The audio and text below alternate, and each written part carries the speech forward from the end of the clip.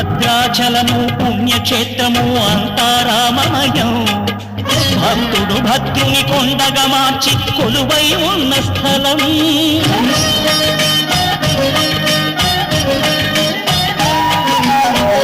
భక్తితో రామదాసు ఈ ఆలయమును కట్టించనయా. సీతారామ లక్ష్మణులకు ఆభరణములే చేయించనయా. పంచవటిని ఆ జానకి రాముల పర్ణశాల అదిగో. సీతారాములు జలకములాడిన శేషతీర్థమదిగో. రామ భక్తితో నదిగా మారిన శబరి ఇదేనయ్యా.